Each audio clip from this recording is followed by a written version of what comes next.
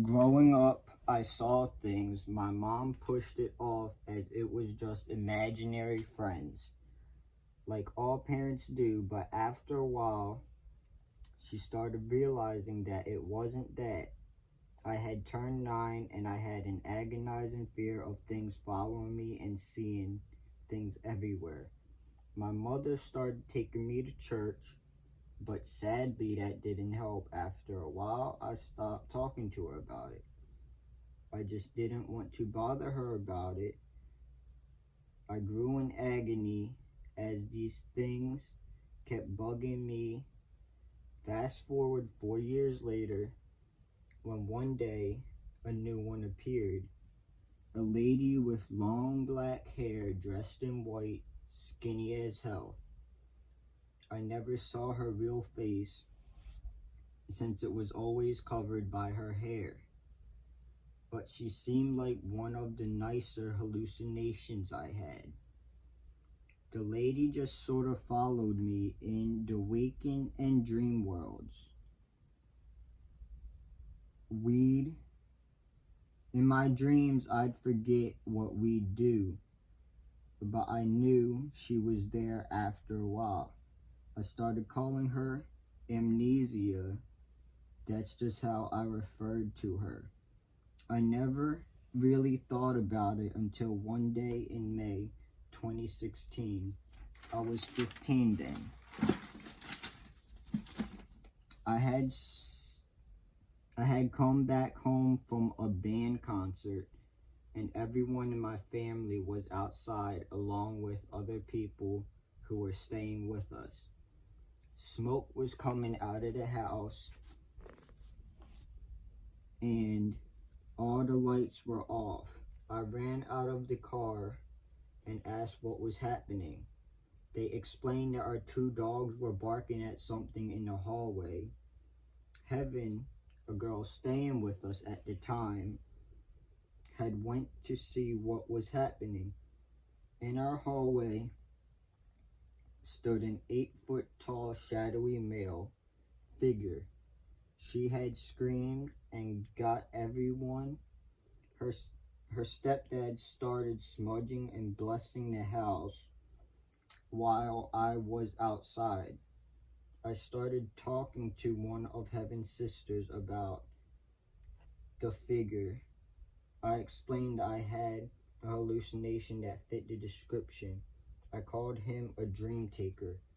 After I said that, Heaven's sister made me tell my mom everything about my dreams, my hallucinations, everything.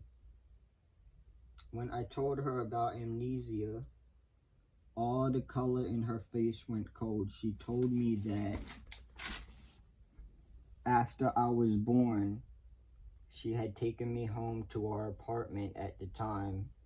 One day she had put me in my crib and then went to go lay down for a bit. Just to be clear, my mother's bedroom was just across the hall from mine, and she could see me from her bed. She had fallen asleep for a while when she suddenly awoken to what sounded like someone walking in the hallway towards her room. Her blood ran cold. All she could do was look in horror. There in the hallway was a pale, skinny lady. She had charcoal black hair that was a tangled drape over her face.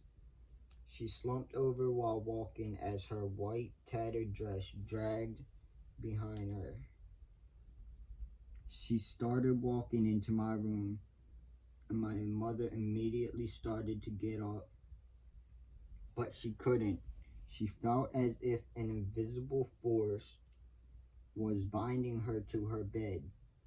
The lady stopped and turned to look at my mother. Her hair swept from her face to reveal what my mother could only describe as terrifying.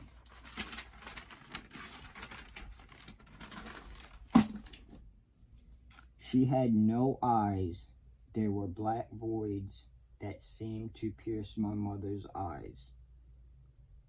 Her jaw seemed broken and hung open, and a reddish black ooze dropped from it. The lady let out a high-pitched screech, and I started to cry in my crib. My mother struggled as she listened to my screaming, then stopped. Everything was silent. Her thoughts ran through her mind. She couldn't think right, and after a while she could finally get up. She ran into my room to check on me. I was sound asleep, like nothing had even happened. She grabbed a bat and searched the apartment to find nothing. Everything was the same as it was before. She grabbed our phone and called our neighbor. Hey, did you hear my baby cry? She was just crying a little bit ago. What are you talking about? Your baby wasn't crying. Is everything okay? I didn't know what to think.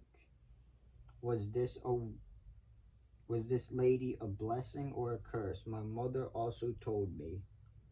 My grandmother dabbled in black magic, and it could be a byproduct of something going wrong. But who knows, honestly?